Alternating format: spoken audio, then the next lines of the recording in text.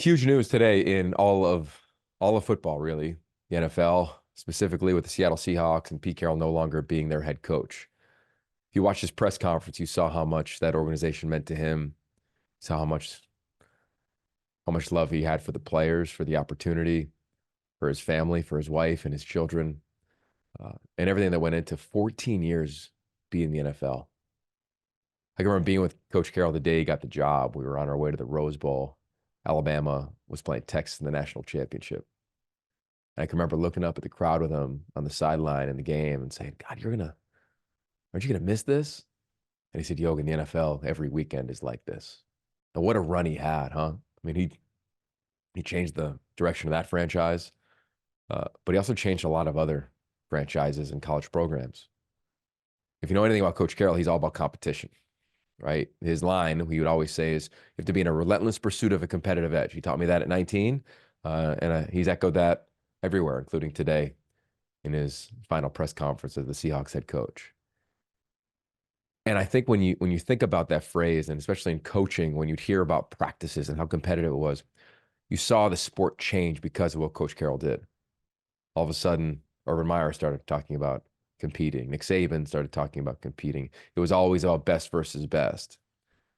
Pete Carroll's best had a seismic shift in the sport and how coaches coach, how coaches communicate, how players maximize their potential.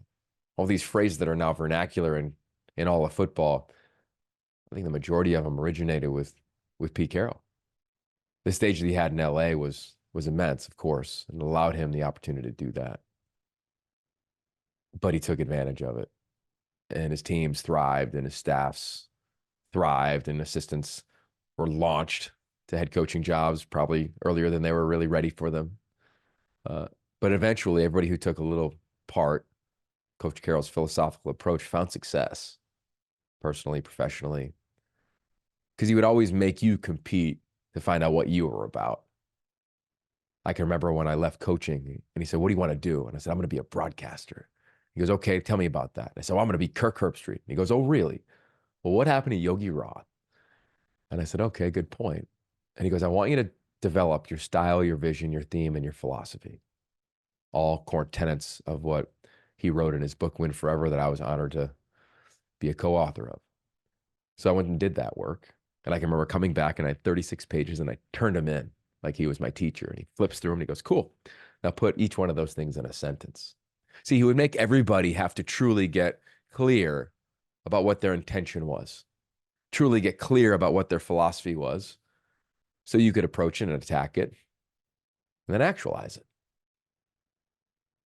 Probably my favorite story about Coach Carroll, because I know I'm going to be asked about it, is probably what he did day one at USC. Put his team through a crazy workout. That night, he said, meet me at the Coliseum at the 50-yard line.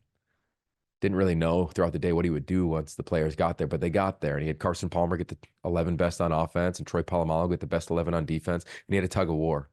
And back and forth it went. Eventually, the defense would win. But at the end, he brought all of them in a huddle, back to back. And he said, if we stay this tight, if we stay this connected, nothing can come between us. Nothing can come over those walls. Notre Dame, UCLA, Cal, you name the opponent. Nothing can break us apart. Of course, everybody would be fired up in that moment at dimly lit Coliseum on a random weeknight. But he said, I don't want you to commit to this program now. I want you to tell me when the emotion dies down. And when you do, I want you to come by my office. You can leave a note. Text messages weren't even a thing then. However you want to do, but I want you to tell me that you're in. I'm in, was the phrase. I'm into being in a pursuit of relentless competitive edge. I'm in to finding the best version of myself. I'm into competing every day best on best. I'm in. And one by one, players started to trickle in. If you went to Seattle or you were at SC, there'd be signs that would say, I'm in, and you would tap it. I'm in. It was that switch. I'm in.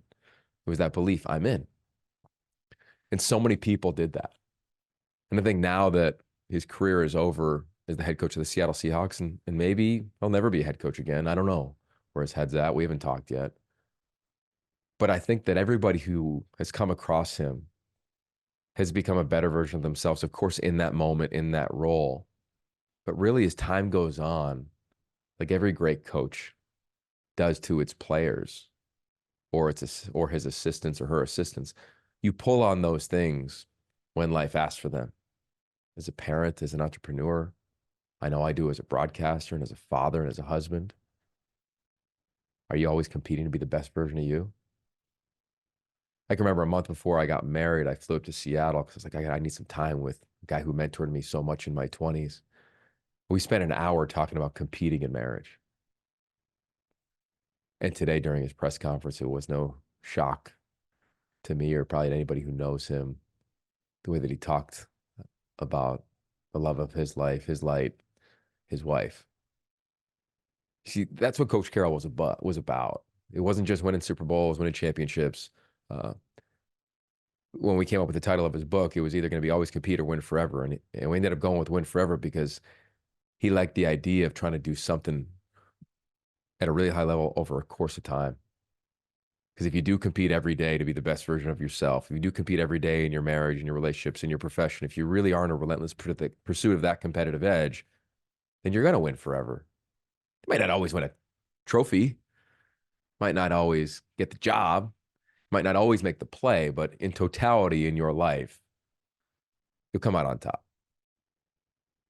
And I think as I reflect back in the relative moment from hearing that Coach Carroll is no longer going to be the head coach of the Seattle Seahawks after 14 years, God, did he make that place and everyone who walked through it better. And over the course of time, as time goes on, anyone who was around him, they'll pull back on those lessons about competing. And probably when their final press conference and their profession is to be had, probably say, yeah, more so than not, I came out on top and I won forever.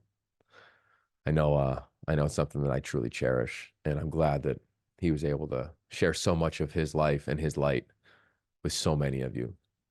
So, wanted to hop on real quick. Thanks for subscribing. Thanks for all the support as well as the football season in college comes to a close and the playoffs begin. I think it's important that we continue to honor those that have made the game better. Pete Carroll, easily one of those individuals. Peace.